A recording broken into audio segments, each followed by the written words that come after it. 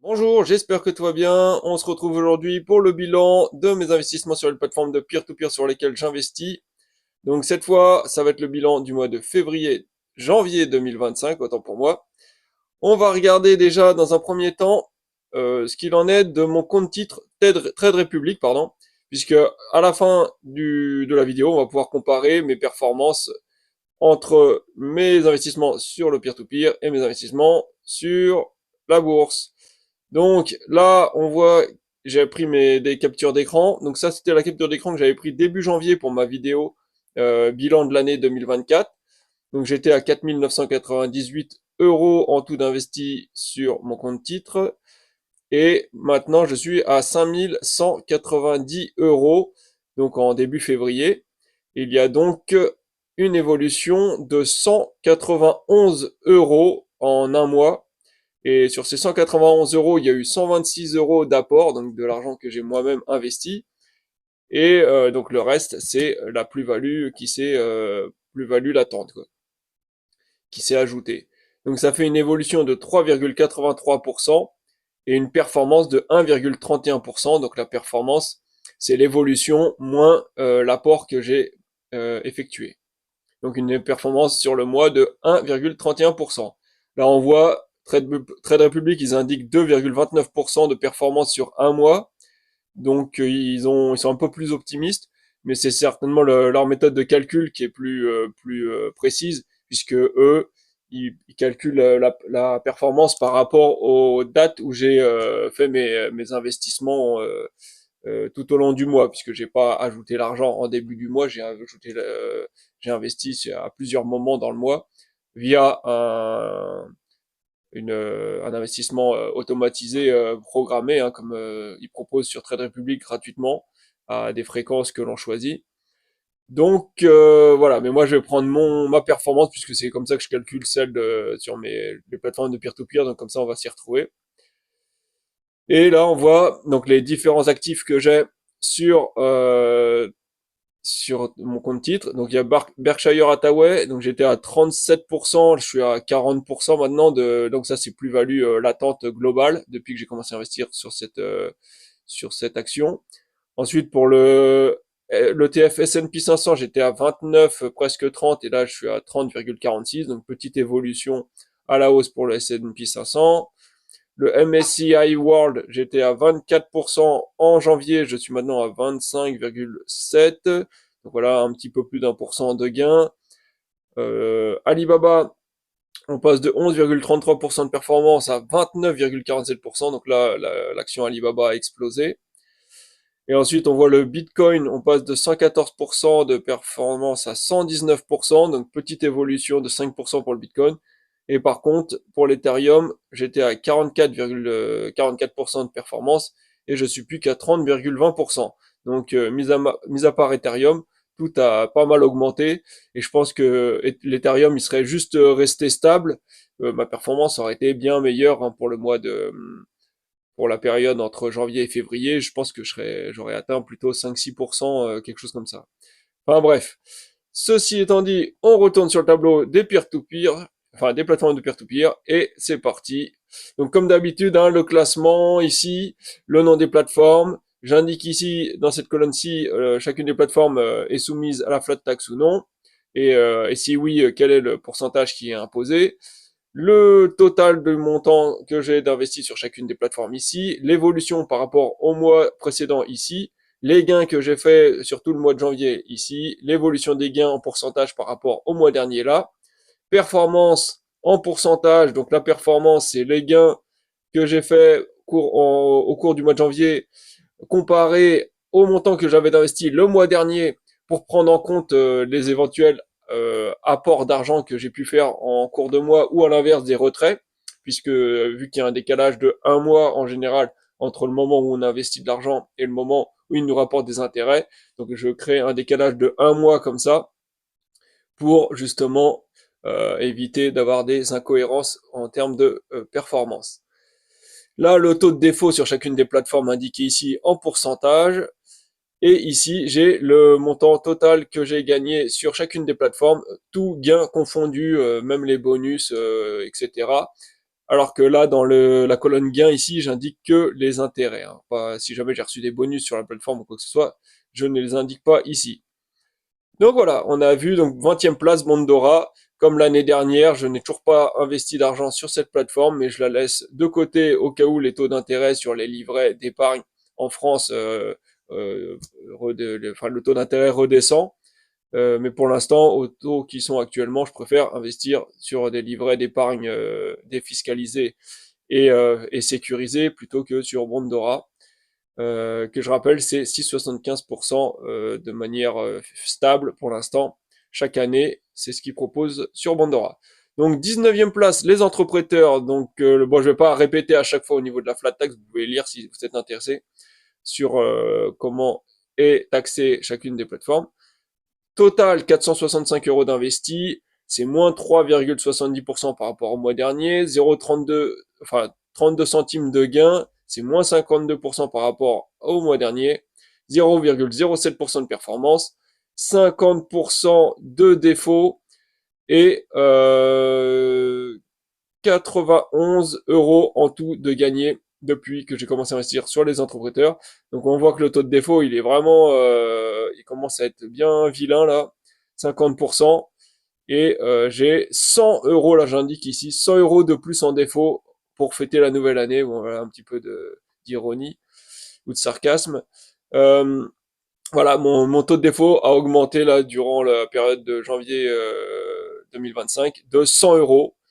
Et donc ça commence à devenir assez inquiétant, on va dire, puisque ça fait maintenant 50% donc du montant qui est investi qui est en défaut. 18e place, Estate Guru, 1911 euros en taux d'investi, c'est 0,18% de plus que le mois dernier, 3,53 euros de gain, c'est moins 3,50% par rapport au mois dernier, 0,18% de performance, défaut 80%, donc toujours fidèle à elle-même, hein, la plateforme Estate Guru, gros taux de défaut, il n'y a rien qu'à changer en 2025, ils n'ont pas pris de bonne résolution a priori. 456 euros en tout de gagné sur Estate Guru depuis que j'investis. Et là, comme j'indique ici, 100 euros de plus en défaut pour fêter la nouvelle année. C'est quand même une blague hein, que les deux plateformes qui se retrouvent côte à côte en dernière place, j'ai pile poil 100 euros, hein, il n'y a pas de virgule, rien du tout, 100 euros de plus en défaut par rapport au mois dernier. Donc voilà, on voit là en défaut, j'ai 235 en défaut, 235 euros pour les entrepreneurs, alors que j'étais à 135 le mois dernier. Et Estate Guru, je suis à 1542, alors que j'étais à 1442. Donc ça démarre mal pour la nouvelle année, en tout cas pour ces deux plateformes-là. 17e place, Mintos, 5034 euros d'investis, c'est 0,20% de plus que le mois dernier. 10,73 euros de gain, c'est moins 47% par rapport au mois dernier, 0,21% de performance, 55% de défaut, donc 2809 euros en défaut, donc c'est à peu près le même montant, il a légèrement baissé par rapport au mois dernier, et 2668 euros de gain en tout depuis que j'investis sur Mintos. 16e place, c'est la première brique, avec 356 euros d'investis, c'est moins 5,88% par rapport au mois dernier. J'ai gagné 1 euro au mois de janvier. L'évolution des gains, je n'ai pas rempli la case car je n'avais pas reçu de gain le mois dernier. Performance de 0,26% pour le mois de janvier. Pas de défaut pour le moment sur la première brique, en tout cas j'en compte pas. Mais il y a beaucoup de retard, beaucoup de projets qui sont dont la date d'échéance est repoussée. Et j'ai fait un gain de 56 euros en tout sur la première brique depuis que j'ai commencé à investir. 15e place, Twino, 730 euros d'investi, c'est moins 7% par rapport au mois dernier. 2,95 euros de gain, c'est moins 15% par rapport au mois dernier. 0,38% de performance. 8,26% de défaut, donc 60 euros en défaut. C'est un petit peu moins que le mois dernier. Et 793 euros en tout de gagné sur Twino. Donc juste j'avais pas précisé quand la couleur est violette comme ça sur le nom d'une plateforme, la case est violette plutôt que bleue, c'est que mon gain total sur la plateforme est supérieur à mon capital investi. Donc dit autrement, il n'y a plus que mes intérêts qui travaillent sur la plateforme. Donc là, c'est le cas pour Bondora, puisque j'ai reçu 209 euros de gain et j'ai 0 euros de capital. Bon là, du coup, j'ai sorti la totalité, mais voilà, j'ai la totalité de mon capital est en sécurité maintenant sur Bondora. Et Twino, on voit, j'ai 793 euros de gains en tout sur la plateforme pour 730 euros d'investis. Donc pareil, il n'y a plus que mes intérêts qui travaillent. Sécuriser, pardon, mon capital. 14e place, October, 70 euros en tout d'investis. C'est moins 6% par rapport au mois dernier. 0,35 centimes de gain, c'est moins 5% par rapport au mois dernier. 0,47% de performance, 216% de défauts. Alors quand ça dépasse les 100%, les défauts, c'est que le montant, quasiment la totalité de mon capital est en défaut, et il y a également des intérêts qui se sont accumulés en défaut, et donc la totalité, capital plus intérêt, fait que le montant en défaut dépasse les 100%. J'ai 125 euros de gains en tout depuis que j'ai investi sur October. Donc on voit que j'ai plus que 70 euros de capital, donc c'est pareil pour October, j'ai mis en violet car j'ai sorti tout mon capital et j'ai plus que mes intérêts qui travaillent, donc c'est déjà une bonne chose. 13e place, PrêtUp, 62 euros d'investi, c'est 0,82% de plus que le mois dernier. 0,3 centimes de gain, 11% d'évolution, moins 11% par rapport au mois dernier, donc j'ai gagné moins que le mois dernier. 0,49% de performance. Un taux de défaut de 165%, donc y compris le capital et des intérêts qui se sont accumulés en défaut. 188 euros en tout de gains depuis que j'ai commencé à investir, alors que j'ai plus que 60 euros de capital aujourd'hui. Donc j'ai également mis la case en violet, car j'ai plus que des intérêts qui travaillent sur la plateforme PrêtUp. Donc l'undermarket en 12e place, 532 euros en tout d'investi, c'est moins 18% par rapport au mois dernier. 3,43 euros de gain, c'est moins 30% par rapport au mois dernier. 0,53% de performance, 62% de défaut, soit la somme de 330 euros. Donc c'est très correct hein, sur le undermarket, même si le taux de défaut il a l'air important. En réalité, c'est que je récupère une bonne partie de mes sommes qui me sont remboursées. Mais chaque semaine, j'ai mes remboursements, tout est en ordre, c'est vraiment top sur l'undermarket en ce moment. Je vais certainement réinvestir petit à petit de l'argent, ou en tout cas ne moins en désinvestir en tout cas. Et j'ai gagné en tout 1135 euros sur la plateforme depuis que j'ai commencé à investir. Donc là, pareil, je l'ai mis en violet puisque j'ai que 500 euros de capital qui travaille en ce moment. Donc j'ai plus que des intérêts qui travaillent, quoi. J'ai sauvé mon capital. 11e place, Peerberry, 2229 euros en tout d'investi, c'est moins 3,15% par rapport au mois dernier. 18 euros de gain, c'est moins 36%. 0,79% de performance. Pas de défaut, hein, ça y est, tout a été remboursé chez Peerberry. Et 1781 euros de gain en tout depuis que j'investis sur la plateforme. 10e place, c'est Via Invest, 650 euros en tout d'investi, c'est moins 12% par rapport au mois dernier. 6,52 euros de gain, c'est moins 30%. 0,87% de performance, pas de défaut, et 517 euros en tout de gain depuis que j'ai commencé à investir sur la plateforme. Donc c'est plutôt pas mal sur Via Invest. 9e place, CrowdPeer, 1113 euros d'investi, c'est 0,90% de plus que le mois dernier. 9,97 euros de gain, c'est moins 54%.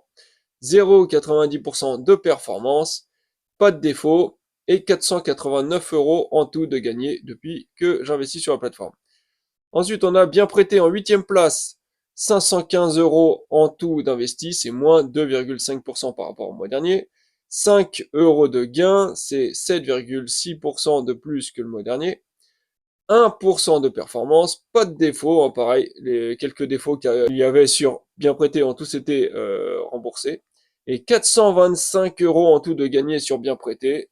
Donc tout va bien pour moi sur bien prêté en ce moment. 7e place, Néofinance, 1236 euros d'investi, c'est moins 7,90% par rapport au mois dernier. 14 euros de gain, c'est moins 9%, 9,5% par rapport au mois dernier. 1,04% de performance, pas de défaut, et 202 euros en tout de gagné depuis que j'investis sur la plateforme. En 6e place, c'est Debitum, 6802 euros d'investi, c'est moins 2,6%. 73 euros de gain, c'est moins 6%. 1,05% de performance, pas de défaut, et 2504 euros en tout de gagné depuis que j'investis sur la plateforme. Et c'est le plus gros gain que j'ai fait ce mois-ci, donc en mois de janvier, avec 73 euros, toutes plateformes confondues. Ensuite, en cinquième place, c'est RoboCash, 3512 euros d'investi, c'est moins 13% par rapport au mois dernier. 42 euros de gain, c'est moins 7% par rapport au mois dernier. 1,06% de performance, pas de défaut, et 3074 euros en tout de gagné depuis que j'investis sur la plateforme. C'est le deuxième plus gros gain, toutes les plateformes confondues que j'ai indiqué dans ce tableau. Pour RoboCash, j'avais pas mal de cash drag jusqu'à maintenant, mais j'avais mis quelques critères quand même des sélections au niveau de mon auto-investissement. Donc j'avais mis que je voulais 11% minimum. Là, j'ai tenté quelque chose.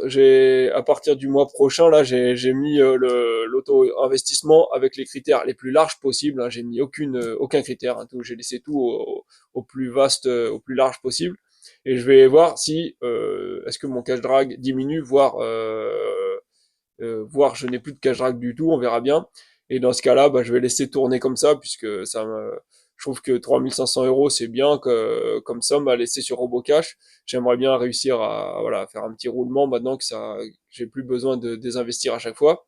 Donc on va voir ce que ça donne. Un rendez-vous le mois prochain pour voir si j'ai dû encore retirer de l'argent qui n'arrivait pas à être investi ou si enfin ça va tourner correctement sur RoboCash pour moi.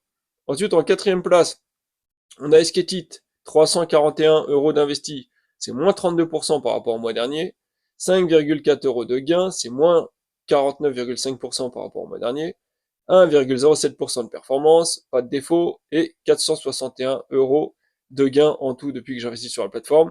Donc on voit que les gains sont supérieurs au montant investi, donc je n'ai plus que mes intérêts qui travaillent. Et donc j'ai mis la plateforme dans une case violette. Donc là, excellent, hein, sur Esketit, on récupère l'argent extrêmement rapidement. Sauf que, pareil, j'avais du cash drag pas mal sur Esketit, mon auto-investissement ne fonctionnait plus très bien. J'avais mis l'auto-investissement Cream Finance, donc à mon avis c'est un peu trop restreint maintenant. Donc je vais essayer pareil que pour RoboCash, je vais activer tous les auto-investissements sur Esketit pour voir si ça va arranger mon problème de cash drag. Et si ça tourne bien, bah tant mieux, je vais au moins laisser cette somme-là tourner, voir je vais pouvoir réinvestir un petit peu éventuellement, on verra. Troisième place, Swapper, 1056 euros d'investi, c'est 2% de plus que le mois dernier. 12 euros de gain, c'est 2,21% de plus que le mois dernier. 1,16% de performance, pas de défaut. Et 510 euros de gain depuis que j'investis sur la plateforme. Donc là, c'est vraiment au top pour Swapper. Donc je vais certainement réinvestir un petit peu aussi sur Swapper. Je vais voir, pareil, en faisant attention au cash drag. Peut-être 50-100 euros par mois déjà pour voir ce que ça va donner.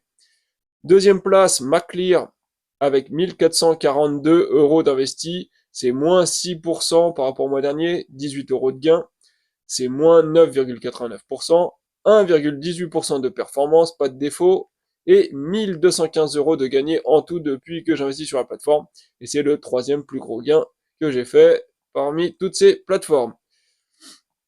Ensuite, en première place, on a étonnamment le grand retour de Monster qui nous fait le yo-yo comme ça arrivait pas mal à une époque. 124 euros en tout d'investi, c'est moins 12% par rapport au mois dernier. 9,71 euros de gain, c'est 10 688% de plus que le mois dernier. 6,85% de performance, donc là c'est énorme, hein. J'ai eu des remboursements qui tardaient avec des primes, des intérêts de pénalité, etc. Donc bref, ça a été la totale là. J'ai quand même toujours 93%, presque 94% en défaut, soit 117 euros. Mais j'ai une partie là du coup qui était en défaut qui a été remboursée. Donc là c'est plutôt une bonne nouvelle. Hein. Là on voit que quand ça se débloque, ça fait du bien sur Monster. Et j'ai gagné en tout 79 euros sur Monster pour 124 euros d'investi. Donc pour l'instant j'ai pas encore récupéré mon capital entièrement sur Monster.